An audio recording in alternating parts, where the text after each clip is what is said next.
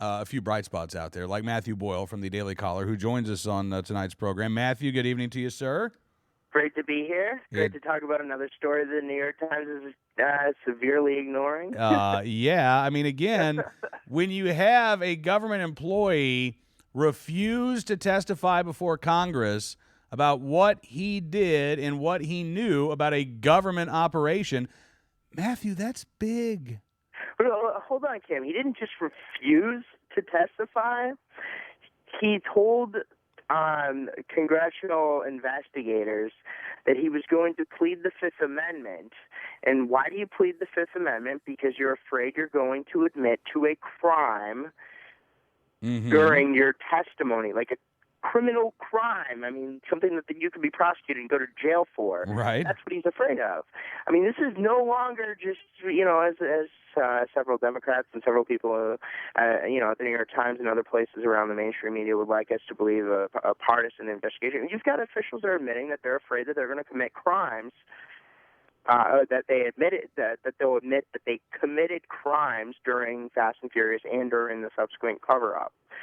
And with the latest news, I just interviewed Darrell Issa yesterday, and he says that he thinks that the Attorney General of the United States is the top congressional investigator investigating this scandal. Yeah. That he thinks the Attorney General of the United States owes an apology to the Mexican government and hopefully to the survivors, the families, the surviving families of those victims in Mexico. I mean, this is unbelievable. I mean, this is almost equivalent to an act of war. And where, of course, our friends in the left-wing media aren't there to cover it. Well, no, they're, even tonight during the debate, we got a question about why would your wife make a great first lady and not, what would you do if... I think we've gotten one debate where we've had a Fast and Furious question, and it was Fox News debate. Yeah, I think you're right. And, and again, we had a listener earlier tonight say, well, what kind of question could you ask about Fast and Furious? I think there are a number of questions you could ask, starting with... Well, tonight Ron Paul talked about how he would send politicians up to the moon. I think I tweeted out a question, would one of those politicians be Eric Holder because of Fast and Furious? There are several things that you could ask. How would you reform the Justice Department? How would you deal with Mexico? Right. Would you prosecute would you support criminal prosecutions of officials from this administration because of the scandal? Because by that point in time, if one of these guys is elected, we may have enough information out there that could lead to a criminal prosecution, which would have to come from the next administration's Justice Department. Absolutely. And I know that Representative Issa has sent another letter to Eric Holder, and he is asking to speak with another Assistant U.S. Attorney General there in the Phoenix office, Michael Morrissey. Is that the individual's name? Yes, Michael Morrissey. So he's asking, and he asked for an answer, I believe, by the end of business today. And it's unclear if he's gotten an answer yet. Issa hasn't come out, or his committee spokespeople haven't come out and said so. But he's asking for Holder to provide Mr. Morrissey, who reports directly to Cunningham, the guy who pled the Fifth. And so, if we're now looking at the possibility, because I guess the Justice Department has so far said that Morrissey can't testify. There's another quote unquote line attorney that they're not making available to talk to Congress. We're now getting into, Matthew, the stage where we've gone past the stonewalling. Now it looks like the Justice Department is just completely clamming up and doesn't want to say anything at all. I know the Attorney General is going to be testifying before the House Oversight and Government Reform Committee next week, but what he says is going to be really, really interesting, because I don't think he's going to try to I think we're going to hear a lot of new information from Eric Holder next week. Well, next week is going to be a very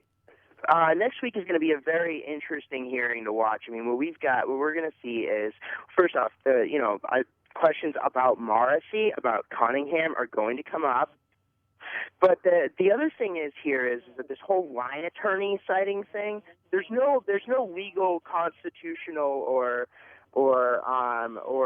or any legitimate reason why the Attorney General cannot provide these people. I mean, this is not that citation is not a valid citation. I mean, he's just hoping that the political pressure on the administration to provide these people for congressional testimony stops.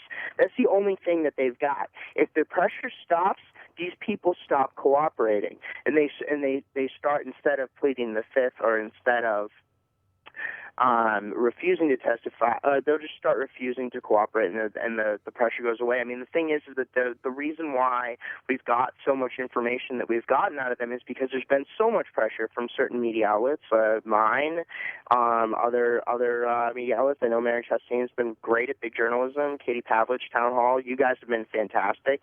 And then there have been others too, Cheryl Atkinson from CBS. I mean, whenever the media, and then also from Congress, is putting pressure on this administration to answer the questions and to provide the witnesses, then they're going to do it. But the thing is that the way this works is that they're not going to have to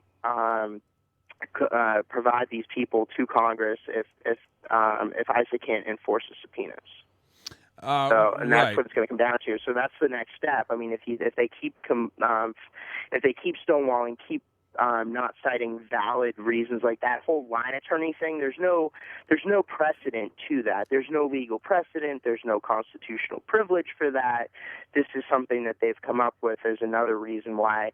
For instance, is the reason why the Attorney General says he won't provide the emails from his personal email account about Fast and Furious after and during the whole February 4th letter. Yeah. Is because he comes up with the reason that I'm going to do it in compliance, and I forget the exact wording, but in the same manner that attorneys general, both Republican and Democrat, in previous administrations have done.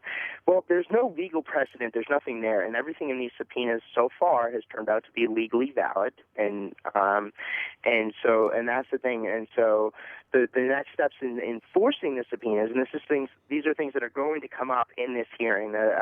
Congressman Issa told me that they're going to come up in this hearing as to how the Attorney General and the Justice Department have not complied with lawfully issued valid congressional subpoenas. And then from there are next steps. Down the road, you might see contempt of Congress proceedings followed by potentially impeachment proceedings. Wow. That's kind of how it goes from there.